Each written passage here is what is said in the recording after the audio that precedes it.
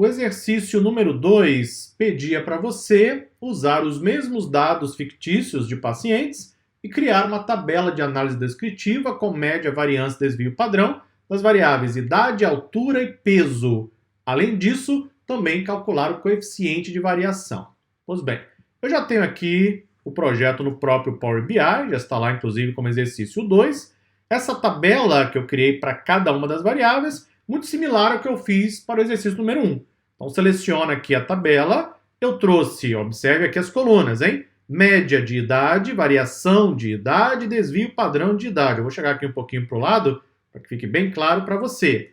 Lembre-se, você traz a variável arrastando. Você pode trazer a mesma variável diversas vezes. Você arrasta e aí só vem aqui na setinha e escolhe qual é a estatística que você quer.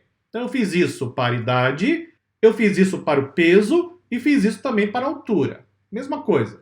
Eu tenho média, variação, que é a variância, ok? Por conta da tradução do Power BI, eles chamam de variação, mas é variância. E desvio padrão. Todos esses conceitos você leu a definição aí no capítulo anterior. Pois bem, você observa que a média é um conceito bem simples, não é? Ou seja, a média dos valores. Soma tudo, divide pelo número de elementos, tem a média. Fazemos isso com frequência, não é? O tempo inteiro. A variação indica o nível de variabilidade nos dados. Só que interpretar a variância é muito difícil, porque a variância ela não está na mesma unidade dos dados. Vamos repetir para que não fique dúvidas. A variância não está na mesma unidade dos dados. Se você observar, qual é a unidade dos dados de idade? Anos, não é isso? A variância seria 549 anos? Não, não é? Porque ela não está na mesma unidade. Então, interpretar a variância nem sempre é algo simples. Por conta disso, nós temos o desvio padrão, que é a raiz quadrada da variância. E aí sim está na mesma unidade. O desvio padrão é de 23 anos nesse caso. Tudo bem? Você pode estar se perguntando, ok, instrutor, e para que usa então a variância? Isso é difícil interpretar. Bom, vou contar um segredo para você, não conta para ninguém, nosso segredo.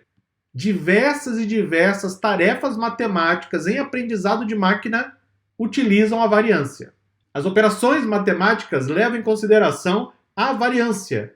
O PCA, por exemplo, que é uma técnica de redução da dimensionalidade em aprendizado de máquina, a fórmula matemática calcula a matriz de covariância dos dados, calculando a variância dos dados. Só um exemplo, que nós usamos variância o tempo inteiro em aprendizado de máquina.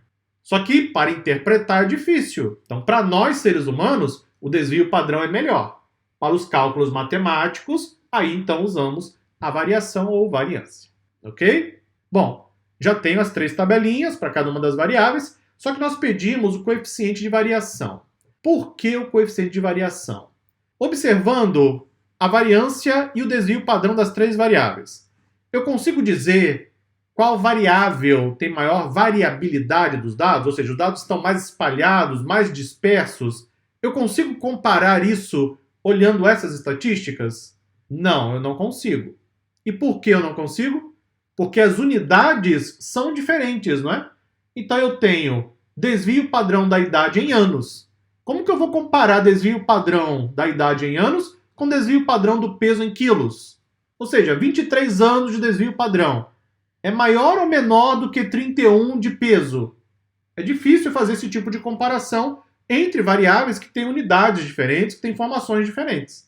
É aí que entra o coeficiente de variação, que você encontrou também detalhado no capítulo anterior, hein? O coeficiente de variação, ele permite você comparar variáveis diferentes através de um valor percentual. Você lembra da fórmula do coeficiente de variação? Colocamos para você no capítulo anterior. Eu então criei 3 medidas. Observe aqui, ó, CV do peso. Eu estou dividindo o desvio padrão do peso pela média do peso e multiplicando por 100. É o cálculo do coeficiente de variação. E aí eu simplesmente mudei a medida para a idade e para a altura, só mudando as variáveis. Isso é a fórmula matemática do coeficiente de variação. Você não tem isso pronto no Power BI. Você pode preparar uma medida, por exemplo.